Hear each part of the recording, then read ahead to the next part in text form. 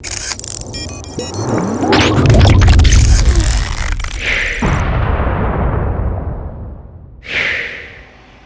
what is going on everyone? Vega here for SerpentX Tech, and we just picked up a couple of Apollo BTC miners.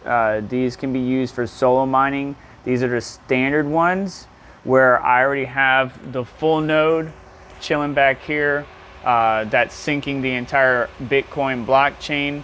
The beautiful thing about this is because I was running out of Ethernet and had some concerns, because you can see my nest of cables. That 8-port switch is full. The 4 ports on the ASUS node is full.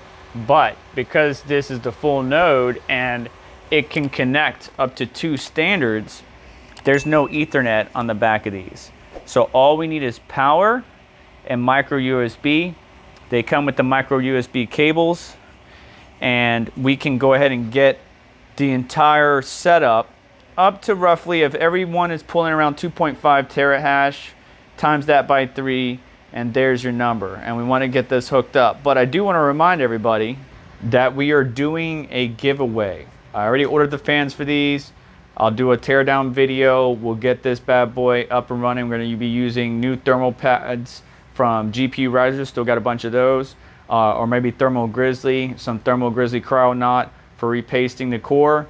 And we're going to get this thing running smoothly. We'll go and throw it on the test bench to make sure everything is running good. Before we give it away, I will have a gleam.io link in the description.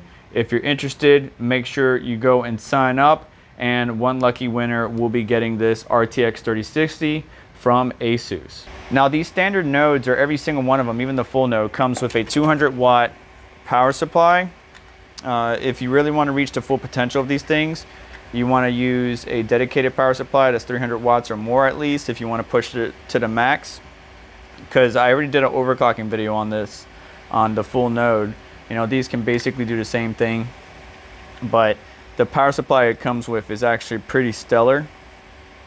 2 6-pins, everything you need, traditional C13 or traditional power port, and the APU 200 watt.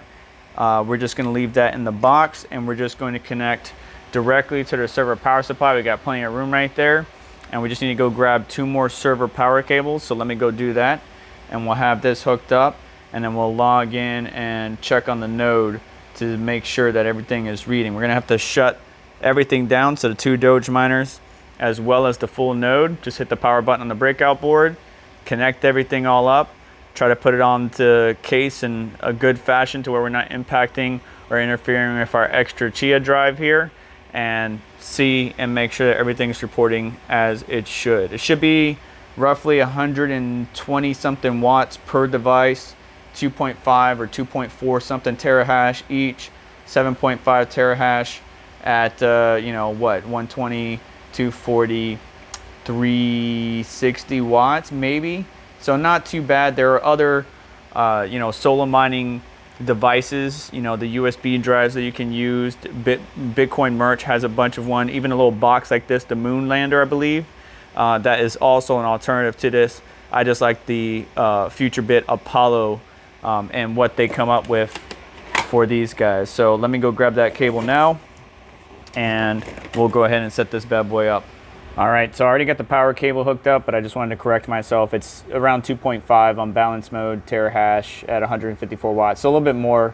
So 300 watts just for 2, and we're looking at, you know, 450 if we're gonna have all of this, but we're gonna be over 6, maybe 7 point something terahash once everything's said and done. I already have the server power supply turned off, but I got to be very careful moving this Splatter hard drive. Also, I really want to shut down the system. So let me figure that out, give it a quick dusting, and then add the other 2 units up here and everything hooked up. And we'll make sure that everything is talking at the Futurebit Apollo dashboard. All right, we're powering up. Just need to make sure that the middle one is getting the juice that it needs. I see Ethernet, and you can see everything on the back side as everything spins up. So power cables to USB and Ethernet. Everything's spinning up. There we go. Full node is in charge now. The 2 on the side will be syncing up with the full node. and we just need to make sure it shows up on the panel or portal. All right, you can hear the power supply going full tilt. We got everything syncing up to standards, synced up with the full node finally. Everything is connected on the back side. You got your 2 USB connecting each standard device, as well as Ethernet and power. And we can also see it on the dashboard. We're doing about 7.5 terahash at around 470 watts. We are on balance mode right now. And the wonderful thing that I like about these is you could run your Bitcoin transactions through this node on the Tor browser, giving you that little extra privacy as you complete your transactions. There's still some more tuning that I can do to improve the efficiency per watt, and some custom overclocking that we can do that I showed in a previous video. But that's pretty much it. We got everything hashing away. It is a very small chance at winning a Bitcoin block, but it's a chance nonetheless. And competitors to these are from either Gecko Science, a little USB drive, or Bitcoin Merch.